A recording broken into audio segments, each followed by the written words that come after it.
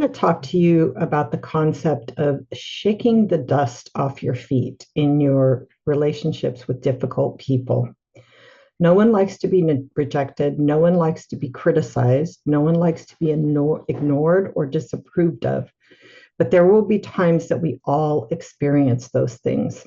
When someone rejects you, ignores you, criticizes you, disapproves of you, it doesn't feel good.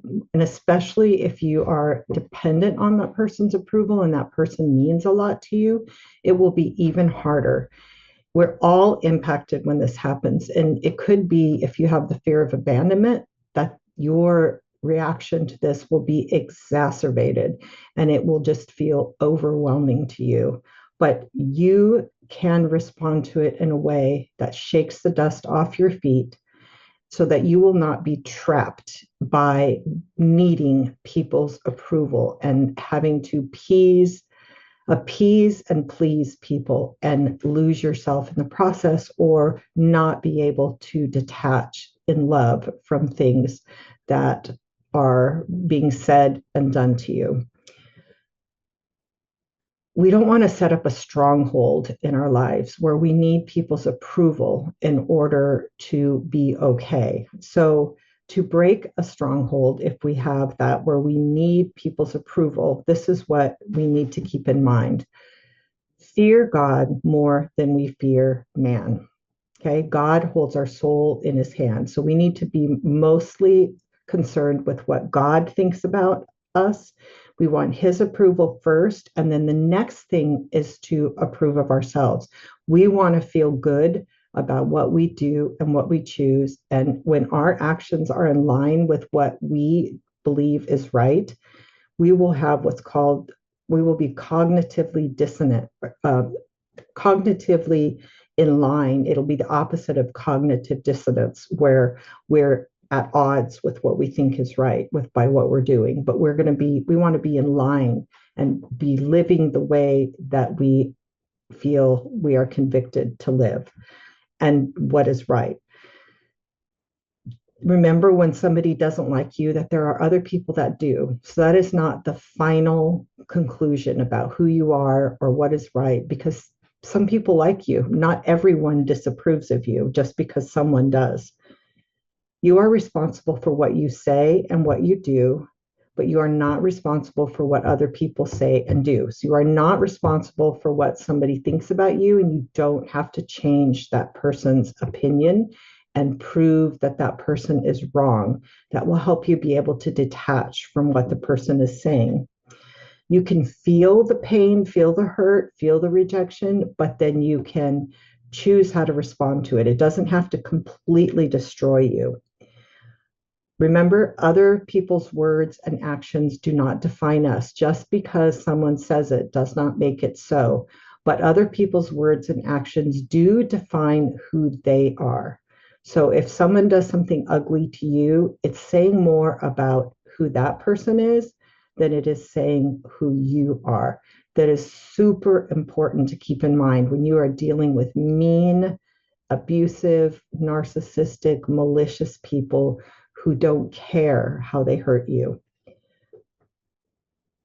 This could be God's protection over us, to recognize that, or to learn that we cannot let these people define us, and that our worth has to be in him, and that our worth has to be determined not by what people say.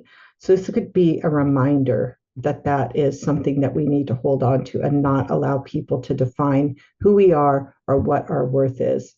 God can use this in a way to build you and make you stronger.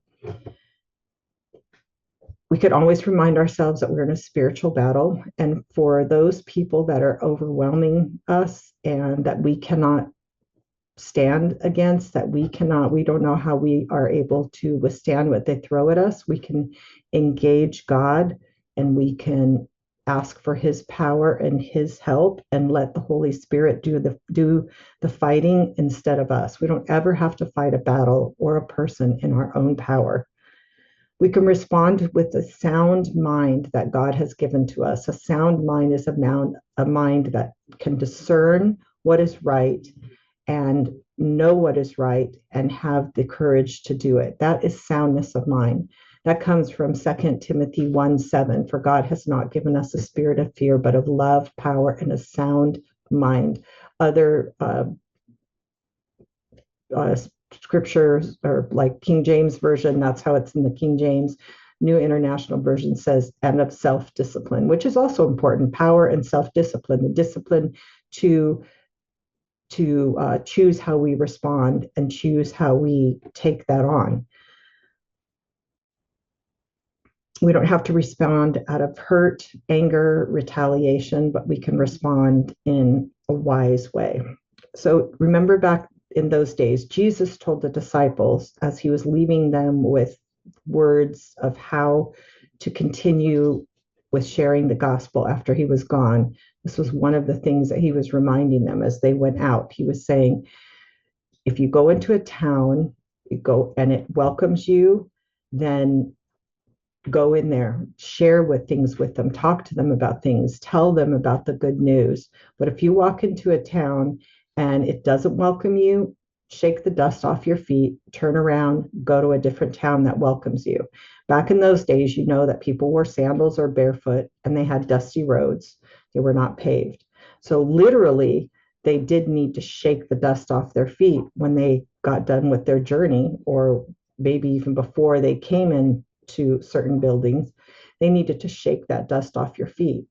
That's a practical way of viewing it. Literally, the priests and Pharisees would do that symbolically. If they went into a town and there were Gentiles there and there were Gentile teachings, they would literally shake the dust off their feet to show that they were not going to take on any of those Gentile practices when they left that town. So Jesus is saying, you can shake the dust off your feet. You don't have to take on what people give to you or people do. You can be separate. You can be different. If they welcome you, you can go in there and expend your energy, give them the good news. If they don't, you can leave. You can move on with somebody else that welcomes you. How does this apply to what I'm talking about? When people don't approve of you, when people criticize you, when people say things that are mean, when they say things that are manipulative, you can decide, are you going to take those on or are you going to let those go? Are you going to let that become a part of who you are? And are you going to let that affect you? Or are you going to literally just shake the dust off and say, I know who that's coming from. I'm not going to receive that. I'm not going to take that on. That person does not have my best interest in mind. That person is not healthy. That person does not have a good understanding of who I am. That person does things in their life that are not whole and wholesome. I'm not going to let that person define me and who I am and define my worth and affect how I feel about myself and my life. I'm just going to, I heard what they say. I'm going to shake it off and I'm going to move on. I'm going to keep on going in the direction that I know is right. That is how you shake the dust off of your feet. In Matthew 10:5-15, this is a lot to read, but I'm going to read it. These 12 Jesus sent out with the following instructions. Do not go among the Gentiles or enter any town of the Samaritans. Go rather to the lost sheep of Israel. That's not forever. That was just first. Okay, first go, because remember it talks about how Jesus went to his own and his own did not receive him. So then he went to the others, right? So said, go there first. As you go, proclaim the message. The kingdom of heaven has come near. Heal the sick, raise the dead, cleanse those who have leprosy, drive out demons. Freely you have received, freely give. Do not get any gold, silver, or copper to take with you in your belts. No bag for the journey, or extra shirt, or sandals, or a staff, for the worker is worth his keep. He wanted people to support them. Whatever town or village you enter, search there for some worthy person and stay at their house until you leave. As you enter the house, give it your greeting. If the home is deserving, let your peace rest on it. If it is not, let your peace return to you. If anyone will not welcome you or listen to your words, leave that home or town and shake the dust off your feet. Truly, I tell you, it will be more bearable for Sodom and Gomorrah on the day of judgment than for that town. That's the context of when Jesus talked about shaking the dust off your feet.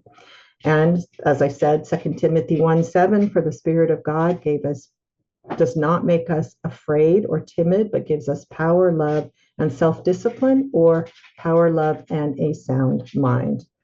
Proverbs 29:25 says, fear of man will prove to be a snare, but whoever trusts in the Lord will be safe. And 2 Corinthians 5:9, so we make it our goal to please him, whether we are at home in the body or away from it.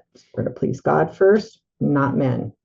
Okay, I hope that you enjoyed this video. I hope you will apply this and shake the dust off your feet when someone does not have something to say about you that is profitable, something to say about you that is true, something to say about you that is helpful.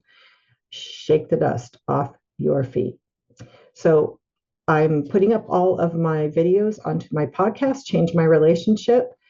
And if it's easier for you to listen to them there, please feel free to check that out. So thank you.